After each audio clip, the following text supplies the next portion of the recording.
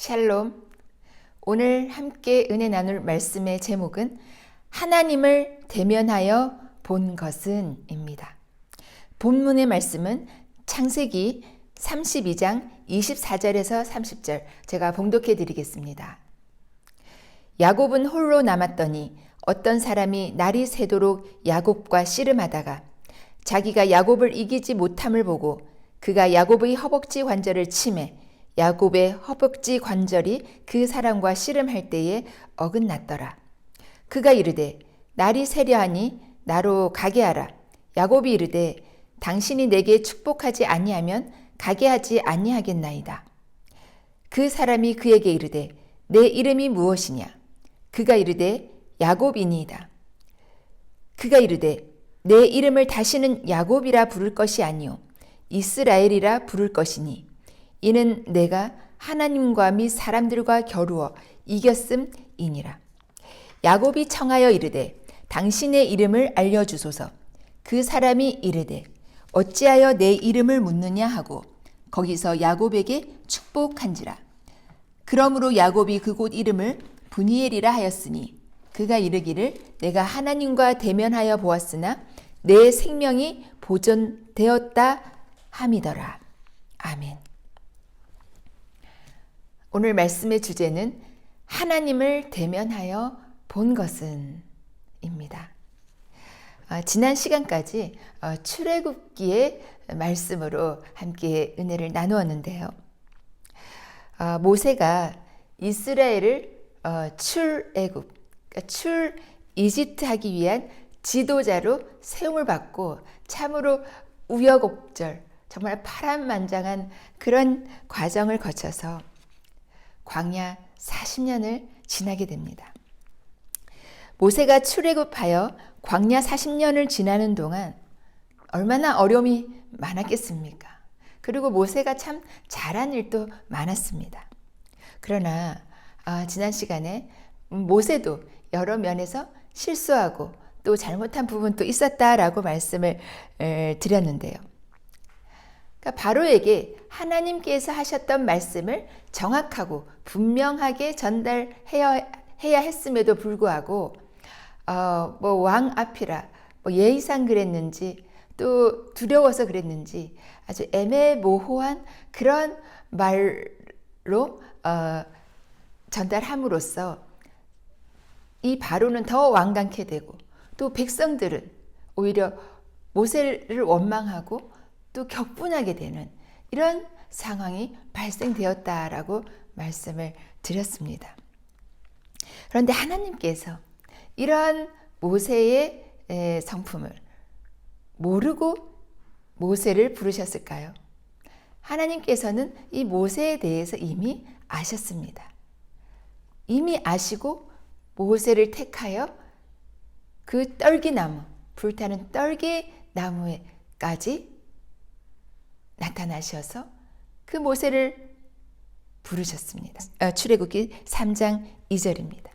또 모세와는 대면하여 말씀하셨다라고 신명기 34절에 기록이 되어 있습니다. 모세의 히스토리를 한번 말씀드릴까 하는데요. 여러분께서 잘 아시는 대로 그 당시 바로 왕이 이런 왕명을 내립니다. 남아가 태어나면, 아들이 태어나면 그 나일강에 던져 죽이라 라고 명령하였습니다. 그러니까 그 모세의 어머니 요게벳이 이제 그 아들 모세가 태어나니 나일강에 던져 죽이지 못하고 그 아이를 숨겼다가 더 이상 숨길 수가 없게 되니 갈대 상자에 이제 역청과 진을 바르고 물이 새지 않도록 해서 그 바로의 공주가 모욕하는 그곳 가까이 갈대 사이에 끼워두었습니다. 그리고 그 모세의 누이로 하여금 그 갈대 상자를 이제 지켜보게 했는데요. 그 상자가 공주의 눈에 이제 발견이 되고 또 그 모세는 누이를 통해서 그 모세를 이제 젖을 먹여 키워야 하니까 이제 유모를 찾으라 하였는데 그 누이가 데려온 유모가 누구였습니까? 바로 모세의 어머니였던 것입니다. 그래서 모세는 정말 어릴 때 그 젖을 먹으면서 그 어머니로부터 그 히브리인에 대한 그러한 어떤 교육을 다 받았을 것입니다. 그리고 그 이후로도 계속 그 레위 집안 가족과 교류를 하면서 그 문화를 다 습득했던 것을 우리가 알 수 있는데요. 하나님께서 모세를 부르실 때 내 형 아론, 말 잘하는 내 형 아론이 있지 아니하냐라고 출애굽기 4장 14절에 말씀하셨어도 모세는 전혀 그 형의 존재를 모르는 것 같지 않습니다. 형의 존재를 이미 알고 있었던 것으로 보아서 계속적으로 그 가족과 교류가 있었다라는 것을 짐작할 수 있는데요. 이렇게 레위 집안의 자손으로서 또 그 어머니로부터 어릴 때부터 그 히브리인으로서 교육을 받았다라는 것을 우리가 알 수 있습니다. 또 그뿐이 아닙니다. 그 이집트 왕자로 그 바로 공주의 아들로서 자라나면서 정말 가장 힘이 있는 그 문명의 발생지인 그 이집트 문명을 다 왕자로서 받지 않았겠습니까? 그 물에서 건진 자라는 그 이름의 모세, 그 히브리인으로서 그 세상에 가장 뛰어난 나라의 그 군사, 정치, 사회, 문화 전반에 걸친 그런 수준 높은 교육을 받을 수 있었다라는 것입니다. 그렇다라고 한다면 하나님께서 이런 어떤 히브리, 그런 영적인 어떤 교육, 또 세상의 어떤 수준 높은 그런 어떤 교육을 받았다라고 해서 모세를 부르셨을까요? 물론 그런 히브리인의 어떤 그런 문화와 또 예법 이런 것을 다 익혀야 됐고 또 그런 세상의 어떤 지식과 또 그 문화와 여러 가지 것들을 다 받았던 것이 이 이스라엘 백성들을 인도할 지도자로서의 어떤 그 능력을 갖추는 그러한 것은 필요했었을 것입니다. 그러나 그것만으로 하나님께서 모세를 택하여 부르셨겠느냐라는 것입니다. 결코 그렇지가 않습니다. 하나님께서 모세를 부르신 때는 모세가 이제 그 이집트에서 도망하여서 그 미디안 광야에서 그 이드로의 사위로 40년간 그 장인 이드로의 양을 치는 그런 가장 어쩌면 비참하고 처절하고 낮은 그러한 자리에 있을 때에 하나님께서 그를 부르셨음을 알 수가 있습니다. 그 이드로는 사실 미디안의 제사장인데요. 미디안은 그 아브라함의 후처 그두라의 그 후처, 그러니까 첩의 그 자손입니다. 후손입니다. 그러니까 그 미디안의 제사장이었으니까 이방 민족의 제사장이었음을 알 수가 있습니다. 그러니까 모세의 지금 신세는 그런 이방 민족의 사이로서 양이나 치고 있던 어떤 그러한 형편에서 하나님께서 부르셨다라는 것입니다. 그가 어떤 애굽의 이집트의 왕자였을 때 또 그 히브리의 어떤 그런 영적인 그런 어떤 교육을 받았을 그때 부르신 것이 아니라 바로 미디안의 제사장인 그 이들의 양무리를 치고 있던 그것도 40년 동안 광야에서 살고 있었던 그때에 하나님께서 부르셨다라는 것을 우리가 알 수 있습니다. 모세로서는 어쩌면 그 바로의 정말 공주의 아들로서 이집트의 왕자로서 정말 누릴 수 있는 모든 그 화려한 그 부와 뭐 명예, 권력 다 정말 가졌던 부러울 것 없던 그러한 모세, 그러한 모세, 또 그 히브리 집안으로서 레위 집안 자손으로서 어떤 영적 자부심도 대단했을 텐데요. 그러한 때의 모세가 아닌 가장 낮아지고 아무것도 아닌 것 같이 여겨졌던 그러한 시기에 하나님께서는 모세를 부르셨다라는 것입니다. 우리가 이 부분에 관심을 두어야 할 것입니다. 그러면 오늘 본문에 나타난 야곱은 어땠습니까? 야곱의 히스토리에 대해서도 잠시 말씀드리겠는데요. 우리가 대부분 아는 야곱은 그 형의 발꿈치를 잡고 태어난, 뒤따라 나온 그런 야곱이었습니다. 또 배고픈 형을 좀 이용해서 팥죽 한 그릇에 장자의 명분을 팔게 한 그런 자이고요. 또 형 대신 축복을 받기 위해서 아버지 이삭을 속이고 마치 에서처럼 꾸며서 축복을 가로챈 그런 자 등으로 알고 있습니다. 그래서 형을 피해 이제 도망을 해서 삼촌 라반의 집에서 두 자매와 이제 결혼을 하게 되고 또 뭐 어찌어찌해서 많은 부를 이루어 이제 마침내 이제 고향으로 돌아가게 되는 그런 지금 장면이 오늘 본문의 말씀인데요. 그러나 에서는 자기가 받을 그 복을 이 동생 야곱이 다 가로챘으니 얼마나 그 속에 분노가 있었겠습니까? 그래서 가병 400여 명을 이끌고 이제 야곱을 향해 오는 것입니다. 야곱이 돌아온다는 소식을 듣고 이제 야곱을 향해 가고 있는데요.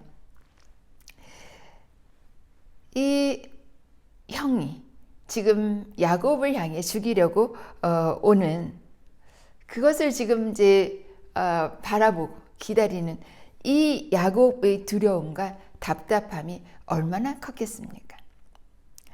창세기 32장 7절, 8절에는 야곱이 심히 두렵고 답답하여 자기와 함께한 동행자와 양과 소와 낙타를 두 떼로 나누고 이르되 에서가 와서 한 떼를 치면 남은 한 떼는 피하리라 하고,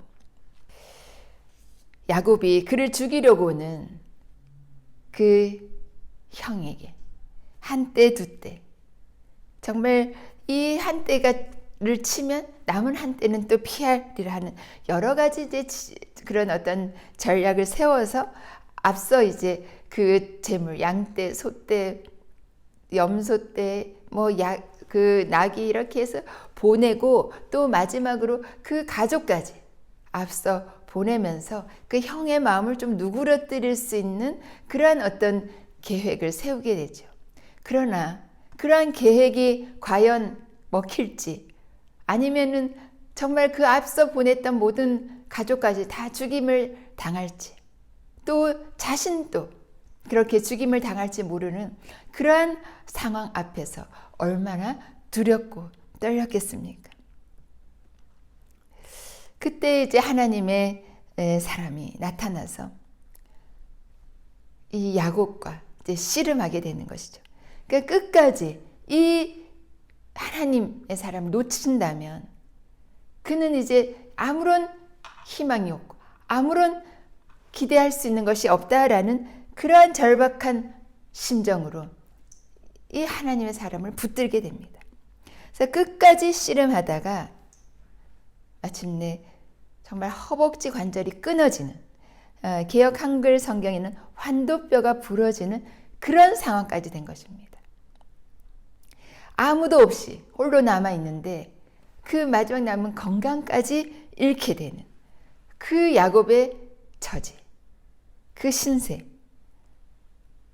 얼마나 한심스러웠겠습니까? 얼마나 그 마음이 막막했겠습니까? 그러나 하나님께서는 바로 그때에 야곱에게 복을 주십니다. 이스라엘이라는 이름을 주시고 또 하나님께서는 그와 대면하여 만나 주셨던 것을 알 수가 있습니다. 창세기 32장 30절에 그가 이르기를 내가 하나님과 대면하여 보았으나 내 생명이 보존되었다 함이더라.